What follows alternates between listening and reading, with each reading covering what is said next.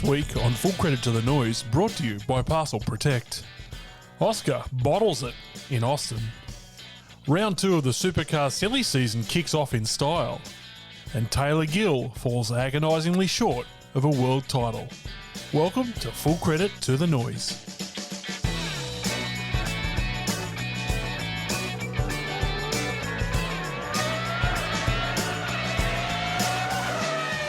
Well, hello, good morning, good afternoon, good evening, and welcome to Full Credit to the Noise. You can find this podcast on Twitter, Instagram, and Facebook at FCTTN Podcast. You can find me on Instagram, Twitter, and Blue Sky. That's right, Blue Sky, where the White House has just joined up, I think, and Facebook at _legend. You can find the bloke across from me on Twitter at AVL_motorsport. He's on Instagram at AVL.motorsport. He's the man who this week has spent much of the week trying to offload a Larry Perkins Cowangi sign on eBay. He has brokered a deal with Barnaby Joyce to join One Nation, and tonight he's wearing a mullet merkin. Welcome to Speed Cafe's Andrew Van Leeuwen. It's a fair bit going on there, Former. I've got to say, the bit I'm probably most concerned about being implicated in is stealing that sign, because the last thing I need is Jack Perkins coming at me with a harvester or something like that. You're sweet with the mullet merkin, which is good news. I got to collect on that because the people in our Discord chat said I wouldn't be able to work that joke into the intro. So there's yeah, that was a low percentage bet. There was a very good chance you were going to make very light work of that, and it's we are 30 odd seconds into this thing, and you've got it done. So easy money. Lesson for those Discord users to maybe set the bar a little higher. Hey, have you seen this thing about Tapegate that just happened over at the Grand Prix? Do you know about this? Oh, God. No, I don't. What on earth is going on? They're just about to go off on their warm-up lap, and apparently one of the Red Bull blokes jumped back onto the track and pulled off this piece of tape that apparently McLaren used for Lando to line his car up. It's cost him $50,000, which is 25 of that suspended. But then Lando's come along looking for the tape to line his car up on the grid, and she's not there. She's not there. There you Absolute go. Piece of genius. So I did see there had been something. There had been a decent old fine dished out. So yeah, there you go. $50,000 for pulling off a piece of tape. Yep. Yeah. All right, let's go to the shift cut because there is a fair bit going on in the world, and we'll start with Formula One. 4, 3, 2, 1. All right, Formula One from Kota, which has just signed a new contract, AVL. I like that track. What about you? Yeah, I think so. Like, it creates some good racing, doesn't it? Like, it's got some some corners where things can go pretty pear-shaped, as we saw over the weekend. So yeah, no, it's a good addition to the calendar. There's a couple of corners that really suck some blokes in who've got ambition far ahead of their own talents and just think, oh, there's a spot up here, I'll just dive up the inside. Turn one, oh my God. Turn one, it's just the uphill bit. Obviously, it just breeds this confidence on the brake pedal that you're going uphill, and that does help slow the car up. And some of the moves into there were just absolutely wild across the weekend. And I love the next few turns after that, the left, right, left, right, left, right, and how they tighten up and get tighter and tighter, which is kind of Silverstone-ish. Yeah. Great section there, where if you get the first one wrong, you're in all sorts of trouble by the time you get to about the fourth one. You're in big trouble. So, yeah, well, let's talk about the sprint. Max suckered on pole from Lando and Oscar, and then AVL, turn one happened. What we thought might happen, Oscar tried the switchback on Lando. He collected Nico Hülkenberg on the inside and cluttered back into Lando, which ripped a wheel off the thing, busted up Oscar's suspension. Both the McLarens are out within about 300 or 400 metres. What do you think? My opinion of that was it was pretty ordinary driving from Oscar. Oh, definitely. I think it was a great lesson in watching a replay before you go on live TV and absolutely harpoon somebody for being at blame for something like Zach Brown did to Nico Hülkenberg. Because, at the end of the day, it was one of those situations where, like, as hard as Zach tried to make it out, it was someone else's fault. Like, Oscar started a 20-car race from third place and then turned down at the first corner like there was no chance of another car being in the race behind him at all. It would have been a perfect move if he was running last. Absolutely. Yeah, perfect. Exactly. So it was poor driving, and it was high risk and unnecessary risk. And luckily, he did hit Lando. Like, that's actually the lucky part of it, because it kind of at least meant Lando didn't score any points. But you have to think that after everything that went on, all the carry on after Singapore, and if you think about how upset Oscar was with that contact there. it kind of pales into insignificance compared to what we saw at COTA. So you'd think there will be, there'll be some fairly... I think Oscar will cop a bit of heat behind closed doors for how that went down. The other thing that happened was, just as we said about turn one, convincing some drivers who can't drive that they can, Lance just kamikazed into Esteban Ocon at turn one. I think they were running for 14th at the time, which is always good to try and get 14th in a sprint race. I know it's worthwhile wiping wheels off cars for a 14th place. Absolutely vintage Lance. If anyone knows where rocket-powered Mohawk is right now, we do miss him. We went to the Grand Prix. Qualifying saw Max dominate once again, 3/10 ahead of Lando. He actually didn't do a second lap in qualifying, and Oscar was nowhere back in 6th. In the race, Max just drove off into the distance. Lando battled with Leclerc, but grabbed second late. Charles was 3rd. Oscar was 5th.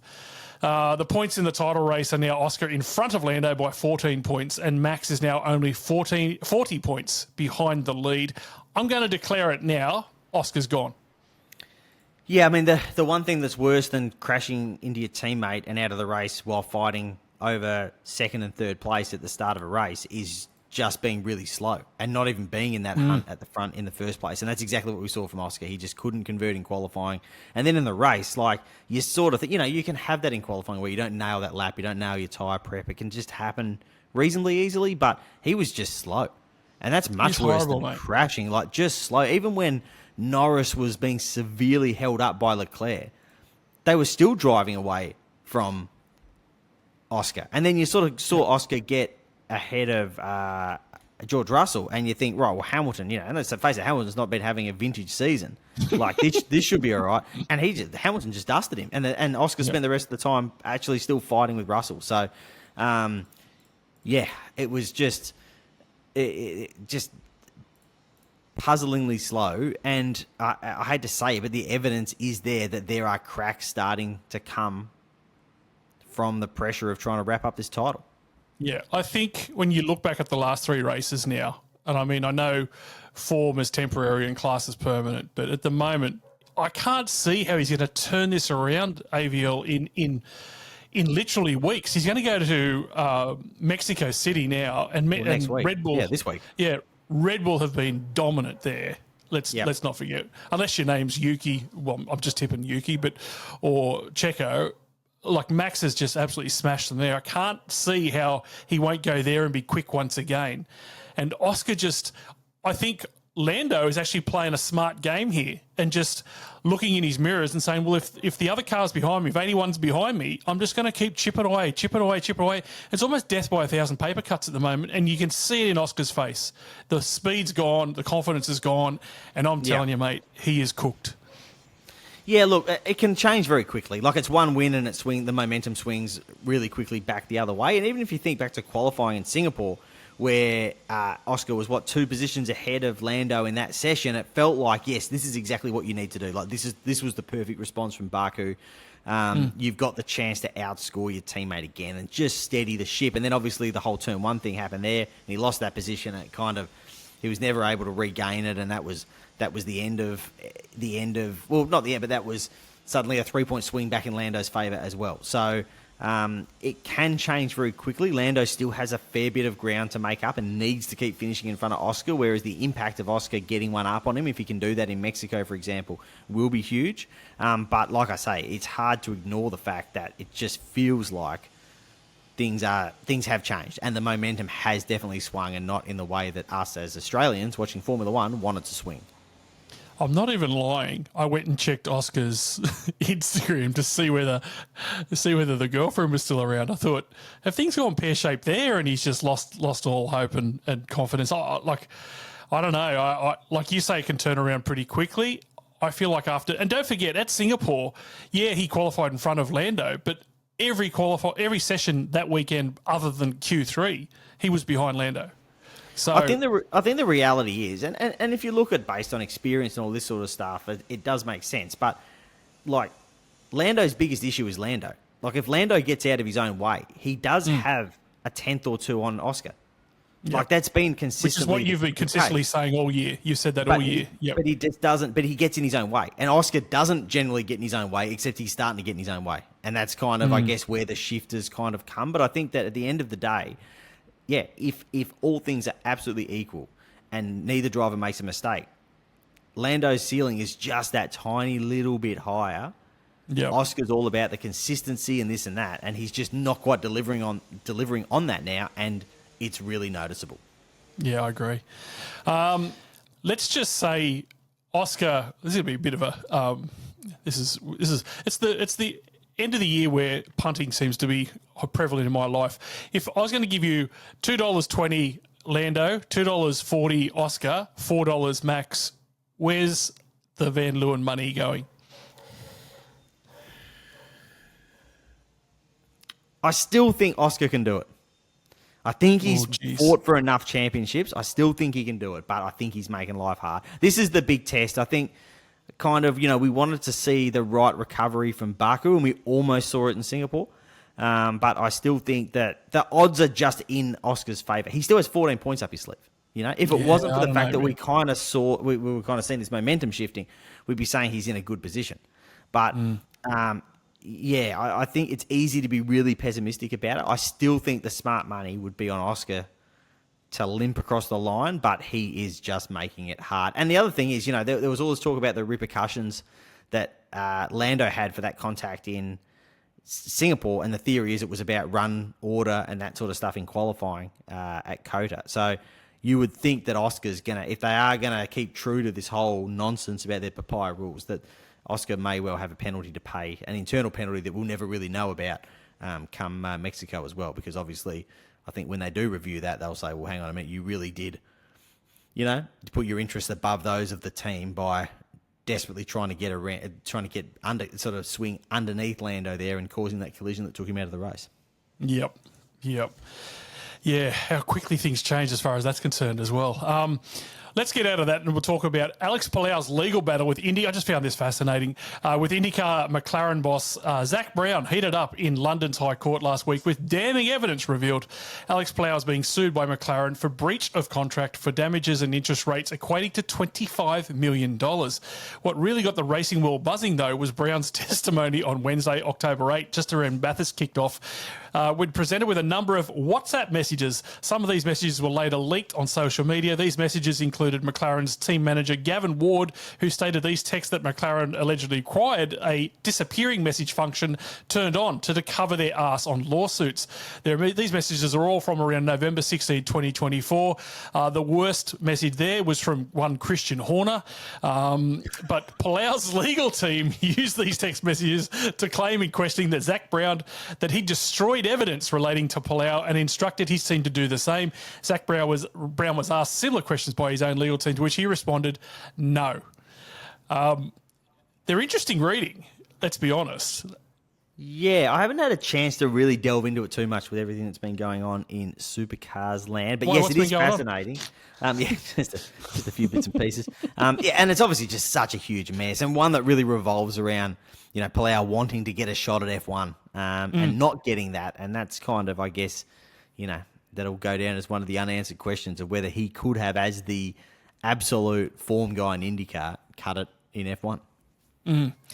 All right, let's get into what has absolutely filled my message box over and over and over again. SCT Motorsport's defection from Brad Jones Racing to Triple Eight is official. And according to Andrew Jones, who heads up their motorsport program, the decision to partner with Triple Eight is about results. Jones also confirmed that a driver has been signed with an announcement pending. The move will make it 11 Mustangs, 8 Camaros and 5 Supras on the grid for the opening round in 2026 at Sydney Motorsport Park. As far back as Saturday night at Bathurst, the rumour was that Chaz Mostert may have been the new driver. However, since then there have been a few other drivers linked to the drive, including Scott Pye, Jackson Walls and Rylan Gray. Like I said, my inbox has gone absolutely bunter, AVL. Now, I'm going to give you some odds. You tell me whether you'd be tempted to bet on these blokes to get the SCT drive at the odds I'm going to give you. Okay? Yep. $1.90, Rylan Gray. Are you going to have any money on that?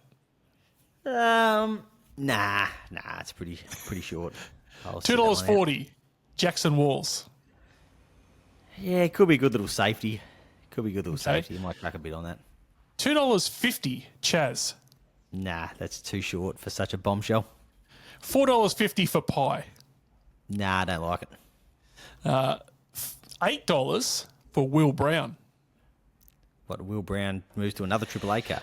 This is one of the ones that was sent to me today, mate, that Will Brown's going to pick up the drive and one of the younger blokes is going to pick up the Will Brown seat. Yeah, no, I don't rate that one. $30 Will Davison. Nah, I'll be right. $80 Richie Stanaway. Nah, I'll be good, thanks. So out of that, Sure, you're not missing any contenders there. You don't reckon? You tell me. Like, No, honest to God, you're the one playing the game. I'm not joking. My first 5 in my messages this morning were 5 people, and 4 of them get good mail or have given us good mail in the past, and all 4 were different. So someone's right, and at least 4 are wrong. It is fascinating. I think we could have an answer sooner rather than later. Yes. Let me ask you this: the story is that the Smiths want wins. They do not want to play down the shallow end of the pool anymore. They want to go up the deep end. So with that in mind, doesn't that rule out your younger fellas like Gray and Walls? Yes, potentially. If the absolute intention is to go and try and win races and championships, and that is what Andy Jones told us in the media conference last week, then yes, you wouldn't think that, at least at a short-term prospect, that's something you're going to do with a Ryland Gray or a Jackson Walls. But things just play out in ways you don't necessarily expect in this game sometimes. So I don't know that necessarily precludes it from being either of those drivers at this point. I think there's something. They have their driver. They have their driver. And if I could sit here right now and tell you exactly who it was, I definitely would form it. And I have my suspicions, but we're in a very delicate period in terms of trying to untangle this mess. So that's why I'm maybe not saying too much right in this moment. I messaged you today with the, well, it's not a bombshell. It was just a suggestion that round 2 of the Supercars silly season is about to start because we have potentially 5 to 6 more seats to be filled.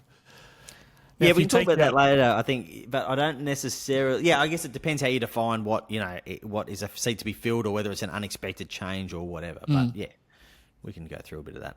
Okay, well. On that, Premier have confirmed that Declan Fraser and Jaden Ojeda will steer their Camaros in 2026, with Richie Stanaway being wished all the best in a team statement today. Triple Eight boss Jamie Whincup has welcomed back Roland Dane's return to the Supercars paddock as he takes on the Premier Racing's team principal job. Dane cut his last ties with Triple Eight at the end of the 2024 season amid the Red Bull Ampol squad's sensational deal to switch from GM to Ford.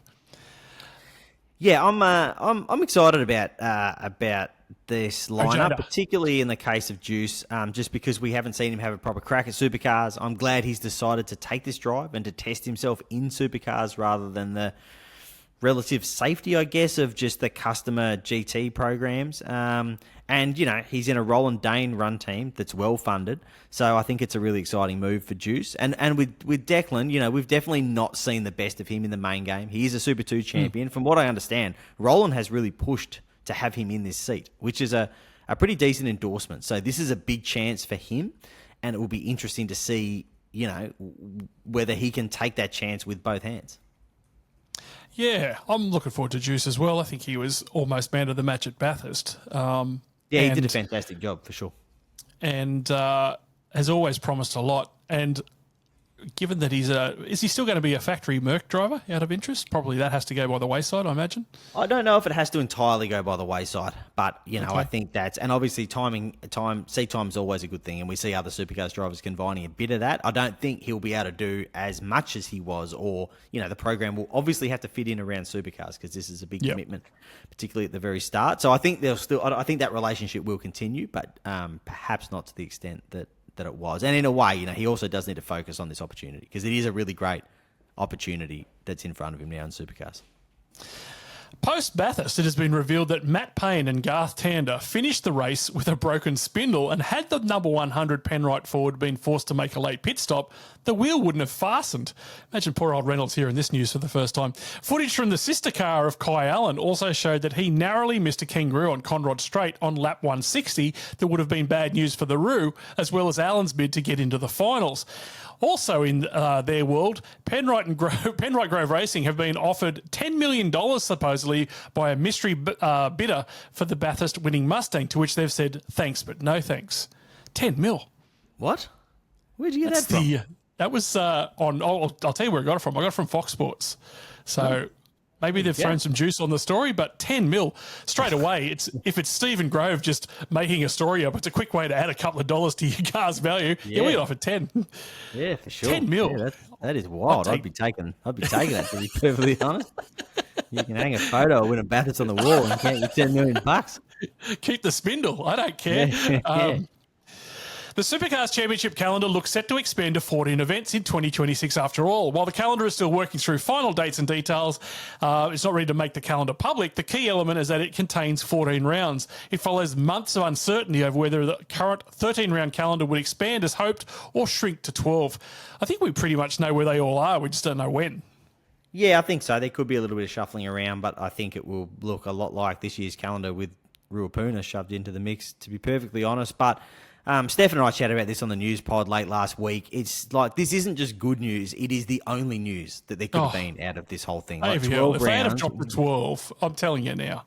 It would have been a disaster. 10 rounds in Australia. It would have been a disaster for the sport. So thank the good Lord that sanity has prevailed and a way forward appears to have been found between Supercars and the team. And we're going to start taking the steps towards the calendar that the sport needs to really grow and make an impact on the wider Australian sporting landscape. Word on the street that there was only one team that was pushing back on the expansion. Won't say who they were, but yeah, everyone else was on board. So I'm glad sanity prevailed, as you said. While Trackhouse racing sensation Connor Zilic has confirmed he won't be running in a wildcard entry at Adelaide, his Xfinity Series rival, Jesse Love, is another Love. How many of them is there? Is headed down under to compete in the Super 2 Series round at the Adelaide event aboard a fourth entry for Terry Whitehoon's Image Racing. I don't know much about Jesse, I'm not going to lie. I don't either, but I'm stoked for Terry that he's got this deal across the line. He's one of the sport's really good guys, and this is something he's wanted to do. He has quite strong ties to the US, and he's been wanting to do something like this for ages. So I think it's cool, and it's always fascinating to see how someone from overseas goes in a supercar, particularly at a circuit like Adelaide. So it will definitely be something interesting to watch. MotoGP down from Phillip Island.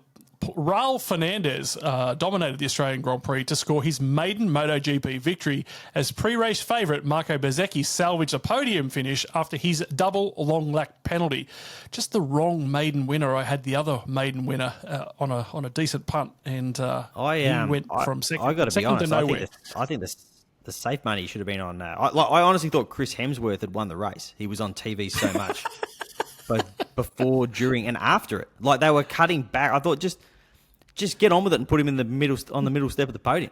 Like, what are you doing? Mate. There was so much Chris Hemsworth on the TV. That was if you look like Chris Hemsworth, you'd be on TV a lot more as well. Let's not lie. So, I'm not blaming Chris Hemsworth, but he was just the director was obsessed with him.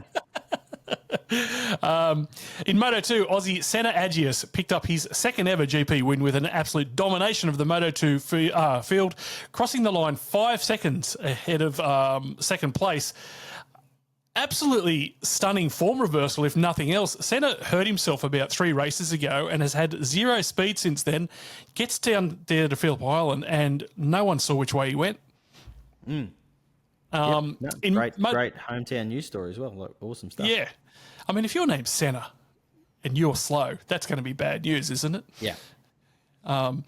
Moto3, Joel Kelso ran second after qualifying on pole. Jake Ralston dropped it while running fourth. So we've got some blokes coming through that show a fair bit of promise for the future. Kiwis and Aussies overseas, NASCAR Shane Van Gisbergen qualified 31st in the Martial Law 500 at Talladega. In the race, SVG finished 11th, up again. He's flying on the ovals now all of a sudden in a race won by Howie Doing. And in rally AVL, I followed this all last night, refreshing. The FAA Junior WRC title has been decided at the Central European Rally with Aussie Taylor Gill falling desperately short of the title. It was a race that offered double points to all participants, so Gill had a 16-point advantage on paper. In reality, he still needed to beat all his rivals to clinch the title. Friday morning, he dropped over a minute with a rear puncture after he hit a pole in SS2, but he clawed back to the lead by Saturday. It came down to the final stage. He had 7 seconds in hand, but that gap was insufficient. He was beaten by 1.6 seconds, can you believe? So ran second. Tragic, shocking, terrible. Yeah. I feel so sorry for him. He's actually been very dominant for the entire year. But had him in a double points round, he would have won it, right? He won easy. Yeah, that seems a bit. I mean, I'm a big fan of finals and that sort of stuff. But this feels weird to just have a double points is a bit like, what year is it? All right, let's go to the super cheap auto ad from last week at Bathurst, and then we'll come back with the round preview of the Gold Coast 400. Full credit to the noise. G'day, Super Cheap Auto's Dodgest employee, former legend here, and I'm back with some incredible post-Bathurst supercar round specials for you at Australia's leading auto spares, parts and accessories retailer. Need to move all your shit from Albury to Banyo? Then swing by and grab these SCT removalist boxes. Perfect to stick the odd supercar component in. These reinforced cardboard boxes will carry everything except trophies, and they start at just $8 each. Do you love pizzas, but you're more of a Domino's man? Are you tired of Pizza Hut spamming your Google search even though you clearly asked for authentic pizzas? Then come in and grab one of these Richie Stanaway torpedoes. Perfect for blowing Pizza Hut into oblivion, these 1,400 kilo bombs will put any Pizza Hut delivery car head first into a wall, and they're just $900,000 per torpedo. Got a car that won't start? Has that Blue Mountains rain buggered up the electrics? Then come in and grab these limited edition cans of WAU Start Ya Bastard. Just one spray of this magic dust will give any car a kick in the guts to get it going, and they're just $19 for a 600ml can. Know an old man that loves his Toyotas? Then swing by and grab Grandad a Neil Crompton Toyota parcel shelf. These babies fit most Toyota models and a perfect place to put a cushion, a box of tissues and a bowls hat. They're just $98 each, plus the first 10 customers will get a Poppy Crompton blinker kit that will keep your blinker on from the moment you start your car till the time you get home and run into your garage door. Planning on ripping down your favourite straight bit of road at around 280 clicks? Then you'll need a Grove Racing Shuru kit to stop that Aussie icon from being instantly dismantled while it causes around $800,000 worth of damage to your favourite Mustang. The Grove Racing Shuru kit fits most cars and is $245, limit of one per customer. Is everything going well and you look like you can't be beaten? Then swing by and grab an Oscar Piastri choker chain. These bad boys turn good times into bad and are thoroughly recommended by Greg Norman, and they're just $18 each, limit of one per title. Looking to stay dry in a 4-hour downfall? Then come in and grab these super cheap auto spray jackets. While everyone else is getting wetter than the first 2 rows of a Justin Bieber concert, you'll stay toasty, warm and drier than a nun's, and they're just $30 each. Get down to Super Cheap Auto before these Bathurst specials walk out the door, and I'll see you in a few weeks for some more Gold Coast Supercar specials. I just wanted to say it's the Boost 400 AVL. It's Boost. It's sponsored by Boost. They're a mobile company, and we say Boost. We have no dramas in saying Boost, so just in case others do. Let's talk about the Gold Coast 400 support races. We got the Aussies, the Toyota 86s, and the Porsche Carrera Cup. Does that seem light on? Have you cut 100k out of this thing? Why? What have I done? Well, I think it's the... Is it 500, is it? 500, yeah. Well, Google that while we talk. I know it's light on for supports in my mind. On Saturday, there's qualifying, there's a top 10 shootout, and there's race 28 of the year. It's 85 laps around the Gold Coast. And on Sunday, again, qualifying, top 10 shootout, and a race, another 85 lapper. The weather, AVL, it got exciting today when I looked this up. Friday, 20% chance of rain, top of 27, 1 mil, 40% chance of rain. But on Saturday, it gets a little bit more interesting. Top of 27, 1 mil top 40% chance of rain, and then on Sunday 60% chance of rain, 5 mil and top of 32. I love rain on the Gold Coast for some reason. Maybe I'm just a sadist. Unless it rains too much and they don't race like they did whatever year that wasn't. That happened not that many years ago. We've set the precedent now at Bathurst. We can race in anything. We'll race in an absolute monsoon, so I'm sure we're safe. Let's talk about your predictions. What's your podium for the entire weekend? I can't go past Brody Kostecki. I've just got it in my mind about how quick those Mustangs were at the end of 2023. And that's why I've got Matt Payne up there as well, because there was Grove Mustangs were quick on the Gold Coast in 2023 as well. Remembering we are back towards that aero package. And then I'll stick Brock Feeney in third as well, because interesting. He's going to be out there trying to preserve this championship lead and wrap up this title. My podium, and if you're listening, Bruce Stewart, my podium is Chaz Mostert. There you go, Bruce. You finally got one up. I got abused at Bathurst for not ever picking Chaz. So Chaz for first, Feeney for second, and Anton for third. Your two pole shootouts or your shootout winners? I'll just go with Kostecki across the board. I've gone Feeney, Mostert. Your best roughie? I've got Ryan Wood. I've got Ryan Wood, but that feels like he's really tough to name as a roughie anymore, because he might win the championship, to be perfectly honest. I've got Kai. If he can get it, as long as no one bashes him up like they did at Bathurst relentlessly all afternoon. And there's no kangaroos there, so he's a sniff. Safety cars, AVL? I'll go 2 per race. I've just got yes, there'll definitely be. Now, if this is the answer, what's the question? The answer is not for the past 7 years. What's the question? When did we last have rain at the Gold Coast? Oh, I've got, when was the last time a driver went off because someone was high beaming him from a balcony 6 floors up? Oh, well. The good old days. That's interesting. If this is the answer, what's the question? The answer is 13 times. Well, funny about what you just said, because my question here is how many times Former will appear on the broadcast topless on a balcony? If it means I'm going to get up there, I'll do it. My question is, how many times will Mark Scaife call the Gold Coast event Schoolies for Adults and think he's being very clever?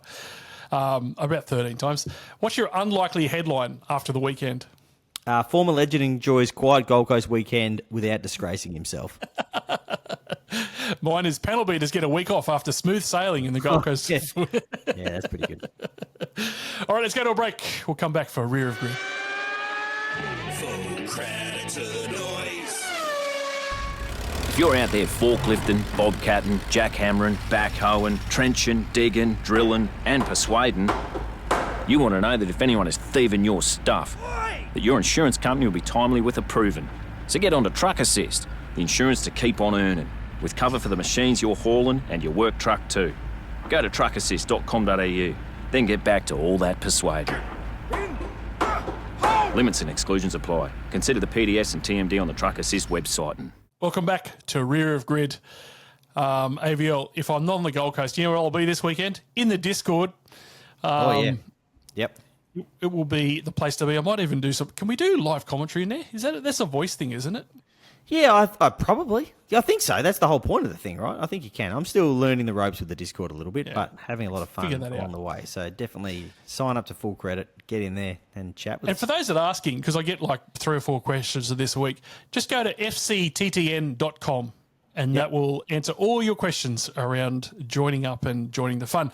All right, credit or shred it. I'm going to make a statement. You tell me whether it is a credit or a shred it. We'll revisit after. Number 1. Gold Coast is tailor-made for an enduro round. Shred it. Credit. Number 2, James Golding switching to BRT just as Premiere is strengthened by the arrival of Roland Dane is one of the great dud calls of all time. Shred it.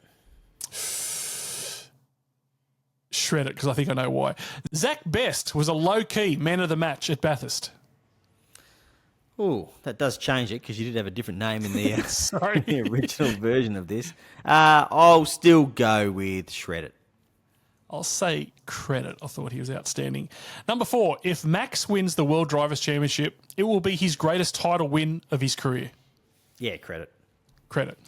There are 5 to 6 seats still with the chance to change drivers in Supercars for 2026. I'll say shred it. Yeah, we can discuss. Okay. I'll say credit. Number 6, and this is the most important one. If you're a real motorsport fan, you'll make your way to watch the top fuelers at least once this summer. Yeah, I guess that's a credit. Credit. All right, let's go back. Yep. Tailor-made for Enduro. I loved it when it was an Enduro AVL. I loved it. I did too, but I would prefer it being an elimination final than an Enduro. I think a year ago my answer might have been different. But that's a good call. I think what we're rolling into this weekend is pretty awesome. So I'm on board. I'm on board for that. You've changed my mind. All right, I'm going to get a credit. That's a shame. James Golding switching to BRT just as Premier is strengthened by the arrival of Roland Dane is one of the great dud calls of all time. Yeah, I reckon I've given this shredded because I think it puts too much stock in this being entirely James Golding's decision. Because yes, Peter Gibber said that he was disappointed that Jimmy decided to leave before the post-Bathurst deadline that he had set on the driver lineup. He'd said he was going to make a decision after Bathurst, and obviously Jimmy wanted to move on, get things moving a little bit quicker than that. But I do feel like that's a little bit convenient, and I think there's a little bit of posturing going on there. And I feel that Jimmy wasn't. Well, I think that Jimmy was knew he wasn't going to have a seat regardless. And given that, the two people that were long rumoured to be going to that team have now been confirmed, like a week after Bathurst. I think this is the announcement we were always going to get regardless of what Jimmy did. I have to say then, why come out and say what he said in the press, saying it's a shame that he left before that? If everything was done and everything, if you can be the good guy, why wouldn't you? Well, I'm not sure that he is. Why wouldn't you? Not Zach Brown, not Zach Bates, but Zach Best was a low-key man of the match at Bathurst. Yeah, I thought Zach Bates was an odd one when you did have that listed because he did bin it about 15 times at Hell Corner in that race. Great recovery, but I was like, wow, that's a huge call.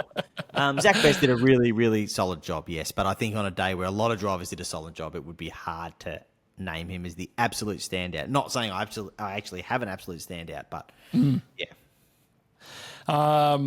If Max wins, it's his greatest title win. I think it is. I think that's an obvious one. Yeah. Considering where he was only 3 rounds ago, AVL were like, nah, it's no chance. Now all of a sudden, there's a sniff. Don't worry about that. Yeah. 5 to 6 seats to change hands, possibly for 26 in Supercars. Yeah, it sort of depends what you mean here. Like, we obviously there are going to be announcements made about, Erebus will have a new driver, MSR will have 2 new drivers. Well, lock those in. Forget those as the 5 or 6. The 2 MSR ones I'm going to include. Yep. Not the Erebus ones because I think they're pretty much done deals. We don't even know who the 2 MSR ones at the moment, do we? Or do you have a clue? I think Jack McBrock will be definitely in one of them, and then we'll see who else kind of slots in there. We don't have ultimate clarity on the second BRT seat. We obviously are still talking about the SCT seat, so I don't know if there's 5 or 6, but I think what this also hinges on to some extent is this kind of unanswered question right now into whether there could still be a TRC surprise in the works. And whether this whole 3-car team thing isn't as kind of straightforward as it seems, and whether there's something that's I think just a slightly unanswered question, right? Jesus, that'll throw another seat up. Oh my god! If you are a motorsport fan, Top Fuelers, go and see them. Unbelievable. Yeah, if you they're haven't spectacular. Seen them before. Go see some sprint car racing too over the summer. True. In the world of motorsport, are the sprint cars the greyhounds or are they the trots of the Well, it motorsport depends. world? It depends because they don't count yellow flag laps as laps, and a 30-lap feature can either take 6 minutes or 6 hours. So it can be a greyhound race, or it can be it can feel like the biggest trots marathon you've ever watched in your life. I feel like the drags are the greyhounds because they're over in 5 seconds, much like a greyhound race. Whether you're done or not. Yeah. Our fan letter of the week comes from Sean Tolson. He said, love the podcast. Former, I hope the Kimura is doing well. How good was Bathurst? One, I've got some questions. What are the point in homologation teams? At the moment, with the system the way it is, all teams need to agree to parity changes. Why aren't Supercars able to have the final say? Would it just make sense for Supercars to act as a neutral parity and do all the design, engineering and so on of the formula they decide without teams' involvement? I think money might be the problem there, and also they'd like to offload blame if things go pear-shaped. Do you want to comment on that before we go to the next bit? Yeah, so the homologation teams are even in this era of less development and that sort of stuff, there's still sort of the conduit between supercars and the manufacturers and the other teams aligned to a manufacturer. Yes, supercars could bin it all. And, again, the easiest solution to the parity issue, particularly what we're talking about right now, would be to move to a white label engine. That would solve a lot of the issues. And that was the original plan for Gen 3. They were all meant to have the Ford motor in them. But Ford didn't like that plan. They didn't want Camaros with Ford engines in it. So as long as you're trying to keep manufacturers spending money in the sport, taking their control away is hard. So there's a separate argument as to whether you want to be that reliant on manufacturers or not. But the fact of the matter is Supercars does want to be and is. And that's why this system is in place. And even if we did see over the Bathurst week, obviously, that it does have its flaws. Yep. Second, Sean says, what about a budget cap? I feel as though a budget cap that is scaled off the team's championship like F1 would help supercars. The top end of pit lane and the bottom end of pit lane as a punter seem to have quite a difference in equipment and abilities, which would be limited by budget. It could also make it easier to bring sponsors into the sport if you are asking for a controlled amount at the start of the year. It could help protect the longevity of the teams on the grid. You go first.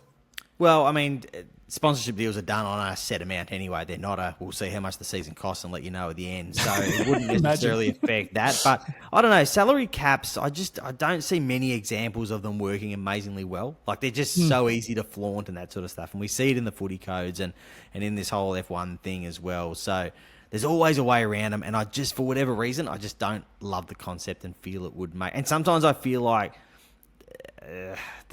the bigger teams can be more creative with how they actually kind of get around these things, and it actually ends up favouring teams that have the resource to kind of do it already. So to me, it's not a system that I feel like works, but I guess if you're really strictly policed, that it could be a thing. Yeah, I don't believe in it, especially in motorsport. And the other thing too for me is that I think some of the teams that really, I don't say struggle to make ends meet, but don't have the type of money that some of the top end teams do. It wouldn't matter whether you tighten the budget or not, and they still can't raise that type of money. So it's not like they're going to all of a sudden find another 10 million to square them up with someone like Red Bull and Tickford and things. So, correct. All right, mate. As you sit in darkness there, I feel sorry for you. It's getting dark. Yeah, I really should turn the light. I'm sitting in Brisbane. I just got to Brisbane earlier this morning. I'm sitting in a dark, empty. Stefan's in here somewhere, but he seems to have disappeared, and I'm just sitting on my own. You walked past nude earlier in the background. We'll get the girls to clip that up for the socials. Mate, that'll about do us for this episode of Full Credit to the Noise. Don't forget you can find the show on all the socials at FCTTN Podcast, and you can read AVL's excellent work over at speedcafe.com, where they break all the big motorsport news first. Until next time, I've been former Legend. He's been AVL. This has been Full Credit to the Noise, and we'll see you at Shooters at around midnight. See you there. Full credit to the noise.